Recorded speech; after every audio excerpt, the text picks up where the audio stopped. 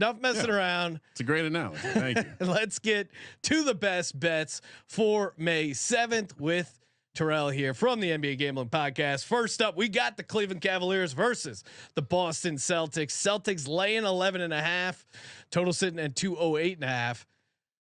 Terrell, I don't want to bet on the Celtics here, but I think I have you to. shouldn't. This Cavs It's not a good idea. this, It's a horrible idea. But this Cavs team, they are horrible on the road. They could barely break 90 points against the Magic. I worry the Celtics team is just going to steamroll them. Talk me out of taking the Celtics. Well, the reason let's rewind and go back in time a little bit because we were all on Orlando in the series, and we can say it because we were on Orlando plus 1.5. That hit, by the way. We just didn't hit the money line series spread. We hit the 1.5. So just throwing it out there, people. But the thing about that is, what was the handicap? Cleveland plays down the competition. Orlando, while they are a playoff team, are viewed as lesser competition. They don't have anybody that really has a lot of playoff experience. It's a young, new head coach, a couple years into the team. Paolo Banchero, best player, 21 years old. They just weren't old enough. And somehow, some way, the Cavs were going to fold that. And we were right up until the last 2 quarters of the series. We were absolutely right up until the last 2 quarters. So now I'm telling you, and I'm saying that, hey, this is an opportunity where they're playing a team that they get up for. They hate this Celtics team. They get up for this team. If you look at the 3 regular season meetings that these 2 teams had, the Cavs covered every single one. They had players missing in those games, and they still found a way to cover those spots against the Celtics. And then the last one, they won outright when the Celtics blew a 20-point lead in the 4th quarter, and Dean Wade lit them up. So I'm not betting on this Celtics team to close anything, to finish anything. I don't think that they're going to go out here. I think this is going to be a more competitive series than people think. I'm taking the series spread of Cavs plus 2.5. And I think that this is going to be a series. The Cavs are going to be able to steal 2 games here, maybe one on the road, one at home. And at the very least, it becomes interesting. Of course, the hater that I am, shout out to K-Dot, Kendrick has me taking the plus 800 on the money line spread for the Cavs because Joe Mazzulla is a horrible coach and he can absolutely blow a series. But absolutely, I think that this is going to be way more competitive than people think. These have been competitive games all year, no matter who the staff has been. So yeah, I'm taking the team that's covered all 3 games in the regular season. Give me the Cavs plus 11.5. Now, talk to me about this, Terrell. Kristaps Porzingis out for the Celtics. How are the Cavs going to take advantage of him not being out on the court? Because I do think that's a game changer. What can they do to make sure they take advantage of that? It's really not more of what they can do, but more of what Boston gives them, because now that Porzingis is not playing, you're not stretching the floor as often. You're not respecting Al Horford from the 3-point line like you're respecting Kristaps Porzingis. So now you get to play a little bit closer to the basket. You got 2 really good bigs in Jared Allen and Evan Mobley that are going to be able to rebound. And if you can rebound and dominate, then I think that you're going to be all right. Is Jared Allen, do we know he's back for tomorrow? It's questionable. As of right now, he is questionable. Okay. So we'll have to see if he officially plays. They said he was close last game and didn't play. So maybe that last game was another break that he got where he can play in this one. But it is a rib injury that has him questionable right now. Well, yeah, that was the weird thing. Like, it seemed like he was almost going to play Game 6 against the Magic, almost going to play Game 7. Maybe they kind of realized, hey, Jared Allen, we think we can get this. All right, you've sold me. You've talked me into it. Cavs plus 11.5. Kramer, what are you doing here? What's your take on this? Well, I mean, great points by Terrell all around. Yes, I'm stealing all these points. I like a good alternate number. Ooh, here we go. Cavs plus 6 is plus 215. Oh, that's a pretty mark it down on plus the sheet. 6.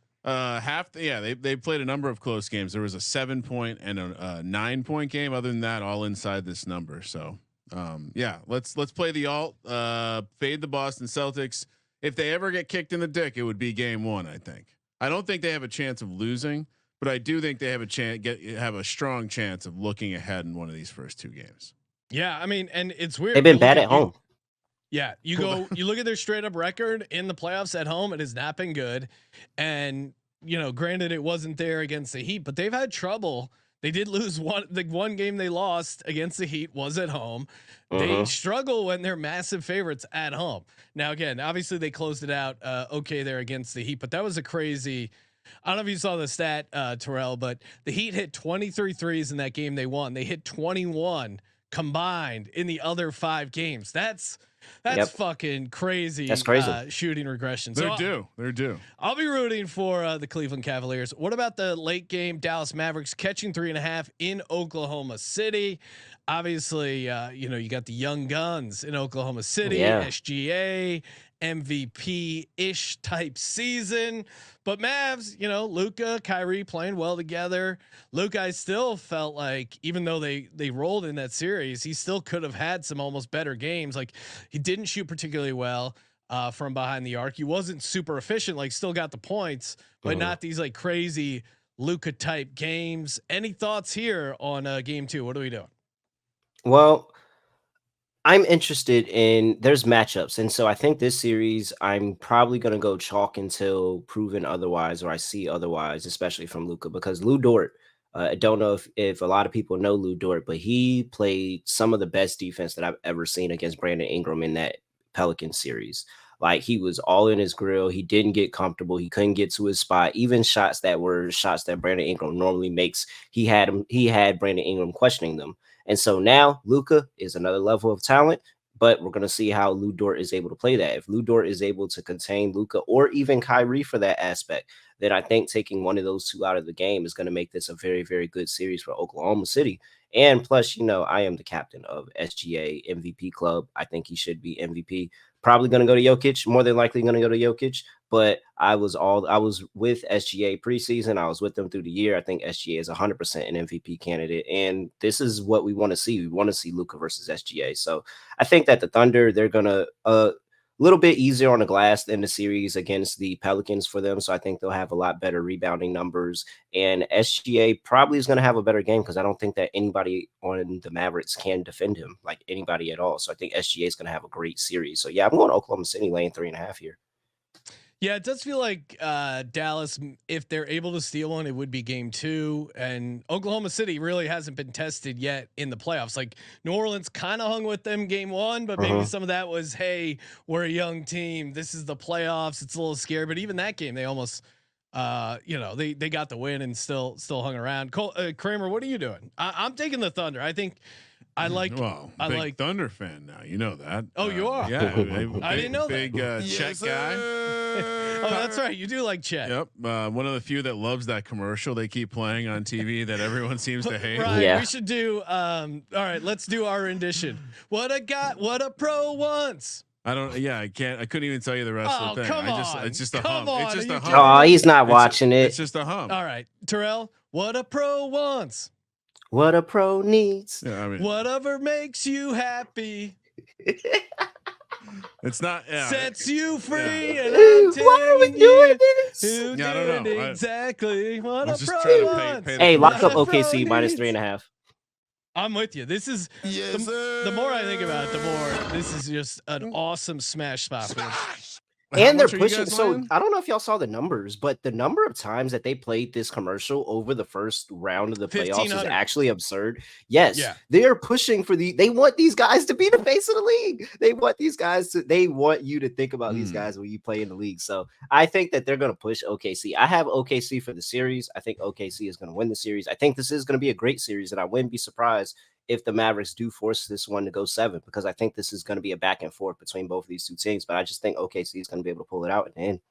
As much as Kyrie is a little bit of a wild card, Luka and Kyrie also a pretty dynamic duo potential. Dangerous. And dangerous.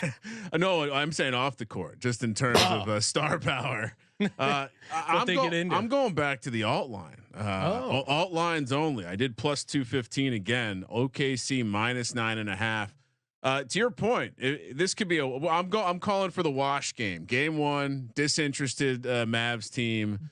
OKC, everyone's in their seats, very excited. OKC, ton of rest, young guys. I could see that. Also the most like brown nosing fan base left in the. I mean, they are there on time. Shout out to them. Well, and if we throw the trends.